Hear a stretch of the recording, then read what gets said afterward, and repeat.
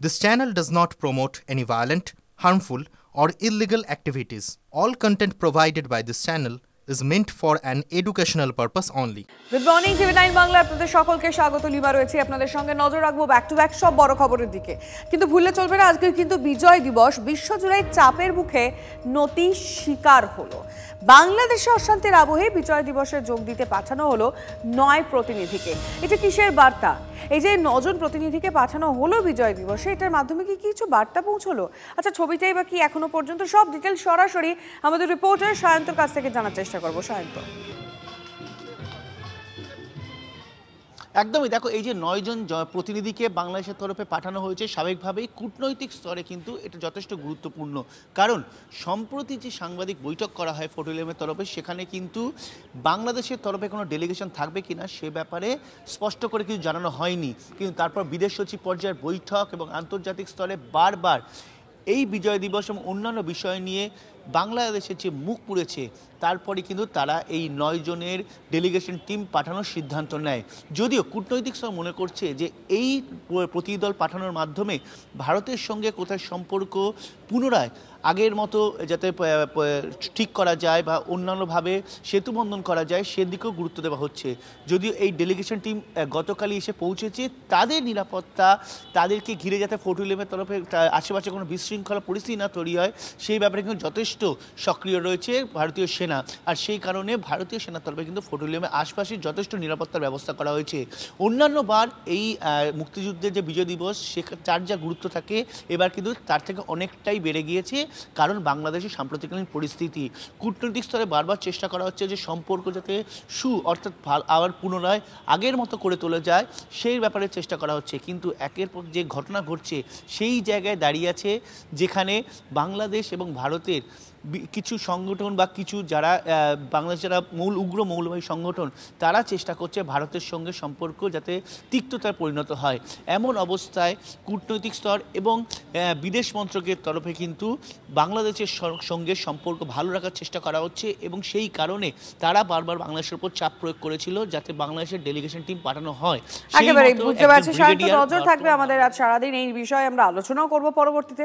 আপাতত ধন্যবাদ। ইউনূস সরকারের বিরুদ্ধে সরব শেখ হাসিনা, একাধিক অভিযোগ এনে ইউনূস সরকারকে শাণিত আক্রমণ। গণতান্ত্রিকভাবে নির্বাচিত হয়নি এই সরকার, উগ্র সাম্প্রদায়িক শক্তিকে মদত যোগাচ্ছে।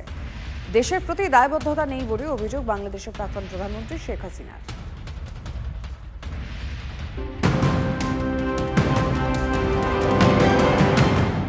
বাংলাদেশ থেকে ওষুধ আমদানি করতে চায় পাকিস্তান, আরো গভীর পাকিস্তান বাংলাদেশ সম্পর্ক।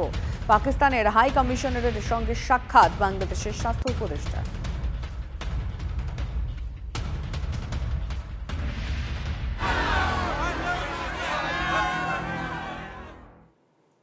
মোহাম্মদ ইউনূসকে কি মনে করে ভারত? মুখের ওপর সেটাই জানিয়ে এসেছেন ভারতের বিদেশ সচিব। আর হাসিনা সম্পর্কে ভারতের দৃষ্টিভঙ্গি কি সেটাও জানিয়ে দেওয়া হয়েছে। দায়িত্ব নেওয়ার আগে 7 সিস্টার্স নিয়ে প্রচ্ছন্ন শাসনে দিয়েছিলেন ইউনূস। ভারত ঠান্ডা গলায় পাল্টা শুনিয়ে দেওয়ার আস্ফালন উঠাও। তবে দেশটা বাংলাদেশ, তাই আস্ফালনকারীর অভাব নেই। ফাঁকা কলসির গর্জনের মতোই আস্ফালন চলছে। 4 দিনের মধ্যে আমরা কলকাতা দখল করে নেব, ভারতকে খণ্ড খণ্ড করে ছেড়ে দেব। পিছনের দরজা দিয়ে দখল করলেই কেউ বাড়ির মালিক হয়ে যান না। বাংলাদেশের অন্তর্বর্তী সরকারের প্রধান উপদেষ্টা মোহাম্মদ ইউনূসকে সে কথাই শুনিয়ে এসছেন বিদেশ সচিব বিক্রম মিশ্রি। যে সরকার মানুষের ভোটে নির্বাচিত নয় তাকে স্বীকৃতি নয়। ভারত জানিয়েছে ইউনূস সরকারের সাংবিধানিক ভিত্তি ও বৈধতা এখনো স্পষ্ট নয়। বাংলাদেশবাসীর কাছে সরকার কি গ্রহণযোগ্য তাও জানা নেই। যেটুকু না হলে নয় সেটুকু সম্পর্ক ইউনূস সরকারের সঙ্গে থাকবে। নির্বাচনের মাধ্যমে সরকার তৈরি হলে সম্পর্ক পুনর্মূল্যায়ন হবে। দুদেশের সম্পর্ক নিয়ে কোনো সিদ্ধান্ত ভিত্তিক আলোচনা এখন নয়। প্রথমত, বাংলাদেশের সরকার কি একটা নির্বাচিত সরকার? ভারত একটা নির্বাচিত সরকার আছে। সেখানকার সরকার সেখানকার ধর্মকতার নীতিকে জলাঞ্জলি দিচ্ছেন যখন সংখ্যালঘুদের উপর অত্যাচার হচ্ছে, হিন্দু মন্দিরের উপর আক্রমণ হচ্ছে, বা তোমার গিয়ে মিথ্যা মামলা হোক সত্যি মামলা হোক যখন নির্যাতন করা হচ্ছে। কূটনৈতিক বিশেষজ্ঞরা জানেন দ্বিপাক্ষিক সম্পর্কে এই ধরনের বার্তা কতটা ঝাঁঝালো। শুধু তাই নয়, বাংলাদেশে সংখ্যালঘু নিপীড়ন নিয়েও ভারত উদ্বেগ প্রকাশ করেছে এবং এই উদ্বেগের মধ্যে যে একটা প্রচ্ছন্ন হুঁশিয়ারি ছিল তার অভিঘাত হাজারো শাসনের চেয়ে বেশি। বিদেশ সচিব ইউনুসকে জানিয়েছেন সংখ্যালঘু নিপীড়ন চলতে থাকলে দুদেশের সম্পর্কে তার প্রভাব পড়বে। সংখ্যালঘু নিপীড়নের ক্ষেত্রে ভারতের স্পষ্ট বার্তা, সংখ্যালঘুদের নিরাপত্তা সুনিশ্চিত না হলে ভারত এবং বাংলাদেশের স্বাভাবিক সম্পর্ক ব্যাহত হবে। ভারত আবারও স্পষ্ট করে দিয়েছে যে ইউনুস সরকার নয়, বরং গণতান্ত্রিক পথে নির্বাচিত সরকার প্রয়োজন ভারত এবং বাংলাদেশের দ্বিপাক্ষিক সম্পর্ককে সুস্থির করতে, সেটাকে আরও মসৃণ করবার জন্য। সব মিলিয়ে ভারতের এই বার্তা বাংলাদেশের কাছে কিন্তু খুব স্পষ্ট এবং কূটনীতির পরিভাষায় যদি বলা হয় অত্যন্ত চড়া বার্তা, অত্যন্ত ঝাঁঝালো বার্তা দেওয়া হয়েছে ভারতের পক্ষ থেকে বাংলাদেশকে।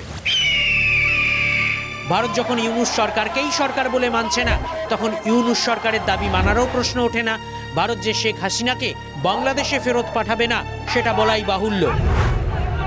কিন্তু বিদেশ সচিব ইউনুসকে শুনিয়ে দিয়েছেন এই নিয়ে চাপ দেওয়ার কোনো পরিস্থিতিতেও বাংলাদেশ নেই, কারণ হাসিনা বাংলাদেশের সামরিক বিমানেই ভারতে পৌঁছেছিলেন। বাংলাদেশের সেনাবাহিনীর সমর্থনেই ভারতে আসেন হাসিনা। হাসিনা ভারতে অতিথি, রাজনৈতিক বন্দী বা আশ্রিত নন। বাংলাদেশ নিয়ে হাসিনার বক্তব্যে দিল্লির কিছু করণীয় নেই। যখন একটা দেশে বিচারের দাবি উঠে এবং যার বিচারের দাবি উঠে তাকে অন্য একটা দেশ আশ্রয় দেয়, তখন সেটা নিয়ে যে দেশ বিচারের দাবি করছে, যে দেশের মানুষ বিচারের দাবি করছে, সে দেশের মানুষের মনে ক্ষোভ হওয়া কোনোই অস্বাভাবিক বিষয় না।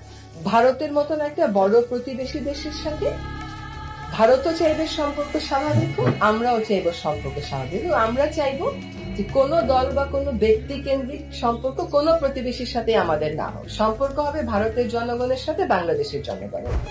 ঢোক গেলা বোধহয় একেই বলে।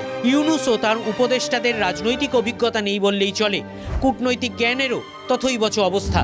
তবে ভারতের বিদেশ সচিবের ঠান্ডা স্বর শুনে একটা জিনিস বিলক্ষণ বুঝেছেন, বাড়াবাড়ি করলে বেগতিক হতে পারে।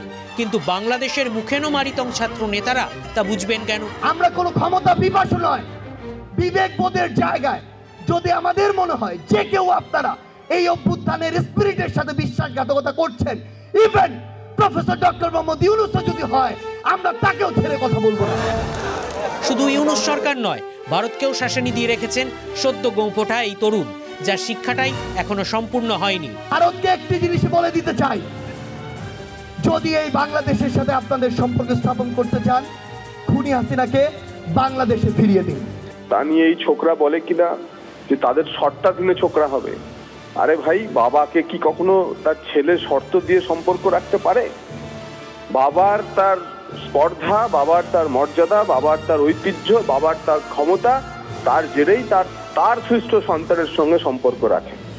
বাংলাদেশের ভুলে যাওয়া চলবে না, ও দেশটা জন্ম দিয়েছে ভারত। সার্জিস আলমের বক্তব্য, পশ্চিমবাংলা ত্রিপুরার বাইরে ভারতের খুব বেশি মানুষ বুঝছেন না, আগ্রহও দেখাচ্ছেন না। দ্বিপাক্ষিক কূটনীতিতে তার অস্তিত্বই নেই, তাকে ভারত পাত্তা দেবে কেন?